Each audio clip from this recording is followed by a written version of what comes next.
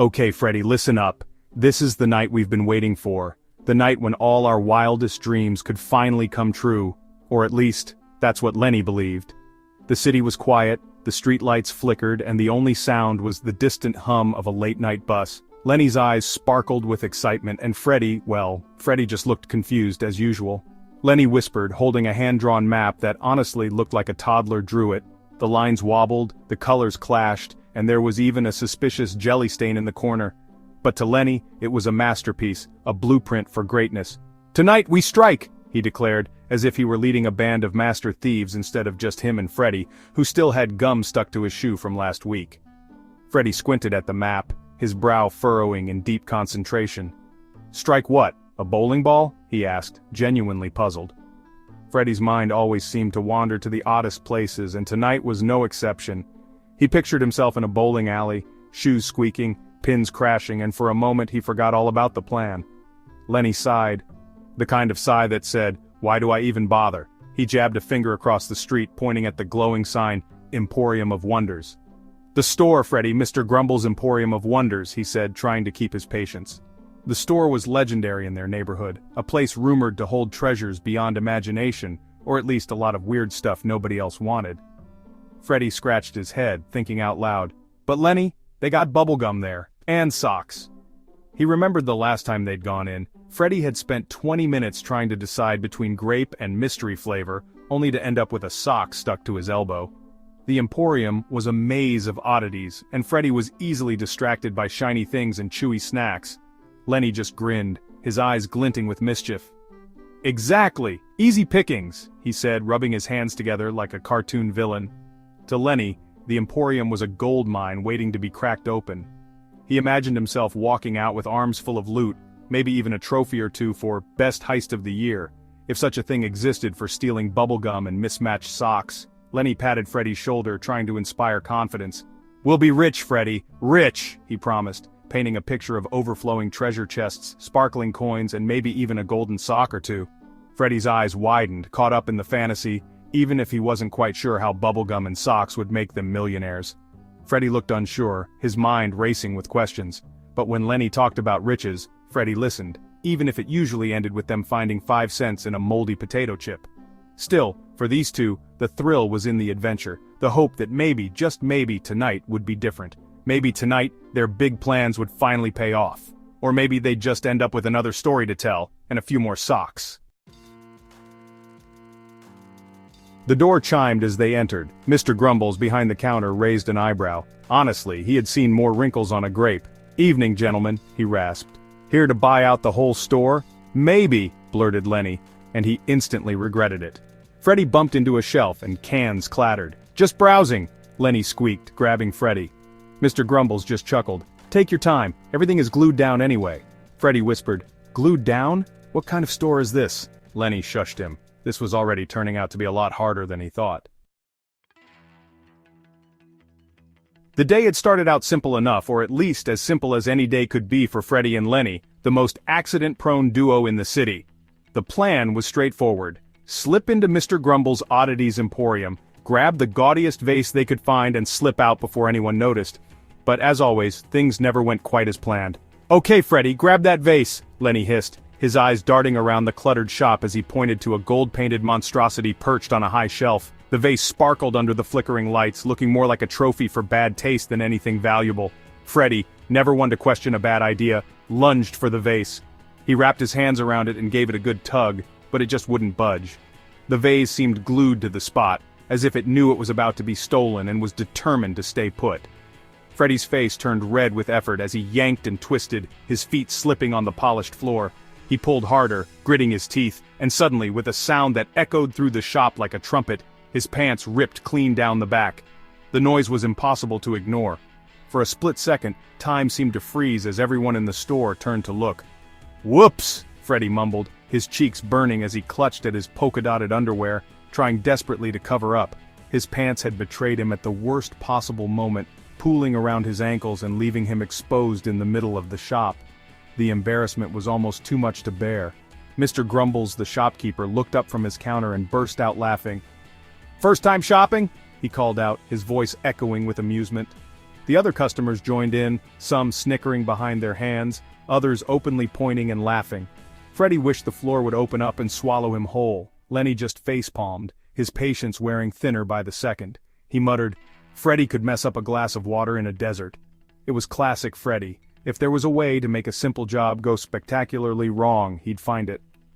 Lenny glanced around, hoping no one recognized them, but with Freddy's pants around his ankles, that hope was fading fast. Thinking quickly, Lenny grabbed Freddy by the arm and yanked him toward the exit. On the way, he snatched a pair of bright yellow socks from a nearby shelf, waving them in the air. "Just getting a souvenir!" he called out, trying to sound casual, though his voice cracked with embarrassment. The socks were hardly a consolation prize, but at least they could cover Freddy's exposed ankles. As they scurried away, Mr. Grumbles called after them, "Socks are on sale! Buy one, get a hole in your pants for free!" The whole store erupted in laughter, and even a few customers applauded the spectacle. Freddy's face was as red as a tomato, and Lenny could only shake his head in disbelief. Outside, Lenny groaned, dropping onto a bench and burying his face in his hands. "This was a disaster," he muttered. Freddy, still clutching the socks in his dignity, could only nod in agreement. Their simple plan had turned into a legendary fiasco, and the case of the missing pants would be remembered for a long, long time.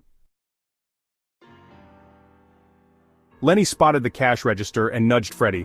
"Distract him! I'll grab the loot!" Freddy shuffled over to Mr. Grumbles and asked, "You got, talking pickles?" Mr. Grumbles grinned. "Right behind you, sonny." As Freddy turned, Lenny lunged for the register. It was glued shut. He yanked harder, and his hand stuck fast. "Uh-oh," Lenny mumbled. Mr. Grumbles sauntered over, saying, "Like the new security system? Very sticky." Lenny tugged, his face turning purple. "Help me!" Freddy, still looking for those talking pickles, wandered back. "What did I miss?" Mr. Grumbles snapped his fingers. A small, fluffy dog trotted out. It yawned, revealing a mouth full of surprisingly sharp teeth. "This is Sparky," Mr. Grumbles said sweetly. "He loves playing fetch." With fingers. Sparky growled and wagged its tail excitedly. Lenny's eyes widened. He yanked his hand free, leaving his glove behind. He scrambled back, bumping into Freddy, and sending both of them sprawling. "Run!" Lenny shrieked. They scrambled out of the store, the sound of Mr. Grumbles' laughter echoing after them. Lenny and Freddy raced down the sidewalk. Lenny in his haste didn't see the freshly mopped sign. He slipped, landing with a loud thump. "Ow!" Lenny moaned. Freddy tripped over him, landing in a heap. He looked up. Mr. Grumbles stood there, holding a bucket and mop. "Having fun, boys?" Mr. Grumbles chuckled. Lenny scrambled to his feet. "This isn't over, old man!" He took off running, forgetting Freddy completely. Freddy, left behind, scrambled to follow. He ducked behind a trash can. He peeked out. He saw Lenny, running full speed, right into a wall. "Boing!" Freddy giggled. Lenny, dazed, slid down the wall. He looked up, saw Freddy laughing, and slumped down in defeat. Mr. Grumbles ambled up. He looked down at Lenny. "Learn your lesson, sonny?"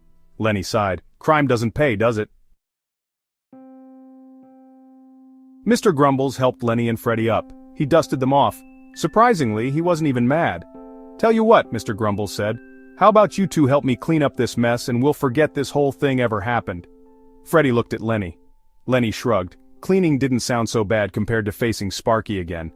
"Deal," Lenny mumbled. And so the two bumbling thieves spent the rest of the night cleaning Mr. Grumbles' emporium of wonders. It wasn't exactly the riches they'd imagined, but at least it was dry. As the sun rose over the sleepy town, a gentle golden light crept across the rooftops, painting everything in soft, hopeful colors.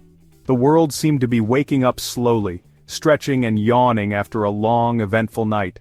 For most people, it was just another morning, but for Lenny and Freddy, it felt like the end of a very long journey, one that had left them more tired than they'd ever been before. Lenny and Freddy walked wearily home, their feet dragging along the cobblestone street. Each step felt heavier than the last, as if the weight of the night's misadventures clung to their shoes. The quiet of the early morning was broken only by the soft shuffle of their footsteps and the occasional sigh. They were tired, sore, and their pockets were emptier than ever. Lenny patted his jacket, hoping to find a forgotten coin, but all he found was a crumpled receipt and a bit of lint. Freddy checked his own pockets, coming up with nothing but a button and a piece of string. Their grand plans had left them with less than they started. "Well," Freddy said, trying to sound cheerful despite the exhaustion in his voice. "That was fun." Lenny rubbed his eyes, squinting against the morning light, and tried to muster a smile. The memory of their failed heist was still fresh and the sting of defeat lingered in the air. "Yeah, fun like a root canal," Lenny muttered, his voice dripping with sarcasm. He let out a long, weary sigh, the kind that comes from deep within and carries the weight of disappointment. Freddie managed a weak chuckle, but even he couldn't deny that things hadn't gone as planned. "Maybe we should just get real jobs," Lenny suggested, half joking but also half serious. Freddie's eyes widened in shock, as if the very idea was unthinkable. "Jobs? That sounds hard!" he exclaimed, his voice rising in disbelief. Lenny nodded glumly, realizing that maybe, just maybe, it was time for a change. "Anything's better than trying to rob Mr. Grumbles again," Lenny said, shuddering at the memory. The image of the grumpy old shopkeeper standing firm behind his counter was burned into their minds. They both knew they'd never forget the look on his face, or the way he'd outsmarted them at every turn. And as they walked off, shoulders slumped and spirits low, if you listened very closely you could almost hear Mr. Grumble's laughter echoing in the morning air. It was a deep, hearty laugh, the kind that seemed to bounce off the walls of his little shop and follow them down the street. It was a reminder that sometimes even the best-laid plans can go hilariously wrong. It seemed even a grumpy old shopkeeper could have a little fun sometimes. As the sun climbed higher and the town began to stir, Lenny and Freddie realized that maybe, just maybe, they'd learned something after all.